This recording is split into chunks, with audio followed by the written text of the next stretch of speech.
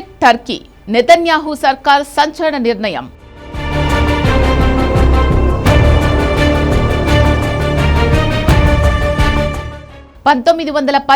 ఊచకోతను అధికారికంగా గుర్తించిన Tel Aviv.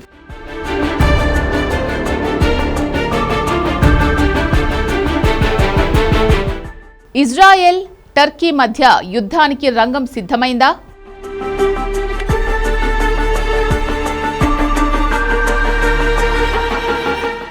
ఆదివారం జరిగిన కేబినెట్ సమావేశంలో ఇజ్రాయెల్ ప్రభుత్వం ఒక చారిత్రాత్మక సంచలన నిర్ణయం తీసుకుంది. మొదటి ప్రపంచ యుద్ధం సమయంలో అంటే 1915లో ఒట్టోమన్ సామ్రాజ్యం చేతిలో సుమారు 15 లక్షల మంది అర్మేనియన్లు దారుణంగా హత్యకు గురవడాన్ని జెనోసైడ్ అంటే ఇతర జాతి నిర్మూలన సమూహ హత్యలుగా ఇజ్రాయెల్ కేబినెట్ ఏకగ్రీవంగా ఆమోదించింది.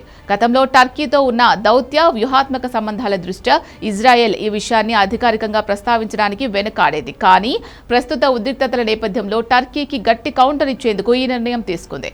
ఈ బిల్లు ఇంకా పార్లమెంట్ ఆమోదం పొందాల్సి ఉంది. అప్పుడే నెతన్యాహు సంచలన వ్యాఖ్యలు చేశారు. ఇజ్రాయెల్ను నాశనం చేయాలంటూ ఎర్డోగాన్ ఇస్తున్న పిలుపులను తాము చాలా సీరియస్ గా తీసుకున్నామని నెతన్యాహు పేర్కొన్నారు.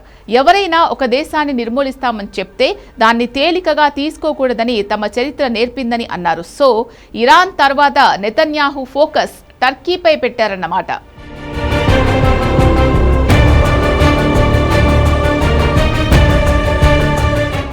నెతన్యాహు సంచలన నిర్ణయానికి అసలు కారణం గాజా ప్రాంతీయ ఉద్రిక్తతలపై ఎర్డోగాన్ ఇజ్రాయెల్ను నాజీ జర్మనీతో పోలుస్తూ విమర్శలు చేయడమే. వాటికి ప్రతీకారంగానే ఇజ్రాయెల్ టర్కీ చరిత్రలోని సున్నితమైన అర్మేనియన్ జెనోడైన్ను అధికారికంగా అస్త్రంగా వాడుకోవడంతో ఈ వివాదం సరికొత్త దౌత్య యుద్ధానికి దారితీసింది. మరోవైపు ఇజ్రాయెల్ తీసుకున్న ఈ నిర్ణయంపై టర్కీ విదేశాంగ శాఖ చాలా తీవ్రంగా స్పందించింది.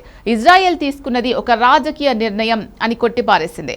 గాజాలో ఇజ్రాయెల్ దాడులు, అంతర్జాతీయ న్యాయస్థానంలో ఇజ్రాయెల్పై నడుస్తున్న జెనోసైడ్ కేసుల నుండి ప్రపంచ దేశాల దృష్టి మళ్లించడానికే ఇజ్రాయెల్ చరిత్రను తెరపైకి తెచ్చిందని టర్కీ ఆరోపించింది. ఇజ్రాయెల్ తన తప్పులను కప్పిపుచ్చుకోవడానికే ఇలా చేస్తోందని అంకారా మండిపడింది.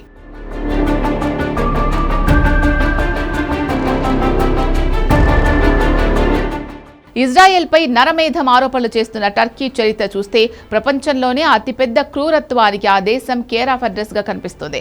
మొదటి ప్రపంచ యుద్ధ సమయంలో ఒట్టోమన్ సామ్రాజ్యం సొంత భూభాగంలో నివసిస్తున్న 15 లక్షల మంది అర్మేనియన్ క్రైస్తవులను అత్యంత దారుణంగా ఊచకోత కోసింది.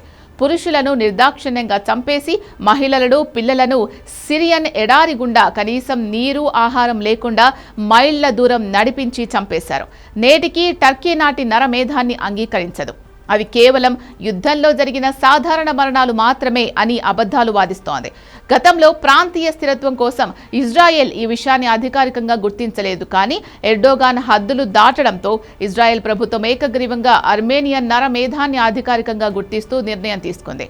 సొంత గడ్డపై 15 లక్షల మంది క్రైస్తవులను పొట్టనబెట్టుకున్న టర్కీ ఉగ్రవాదంపై పోరాడుతున్న ఇజ్రాయెల్కు నీతులు చెప్పడం హాస్యాస్పదం అని ఇజ్రాయెల్ ఈ చర్య ద్వారా ప్రపంచానికి చాటి చెప్పింది.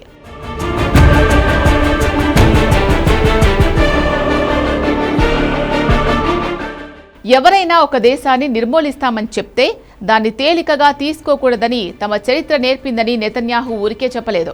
ఇజ్రాయెల్కు ఈ తరహా బెదిరింపులు ఎదురవుతూనే ఉన్నాయి. 1930లో అడాల్ఫ్ హిట్లర్ యూదులను నాశనం చేస్తానని బహిరంగంగానే చెప్పాడు.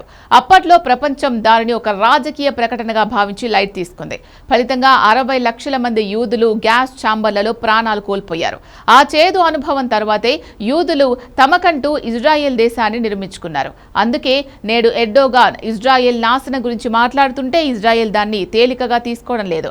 హమాస్, హిజ్బుల్లా, ఇరాన్ వంటి శక్తులు చుట్టుముడుతున్నా ఇజ్రాయెల్ ఒంటరిగా పోరాడుతూ పౌరులను కాపాడుకుంటోంది.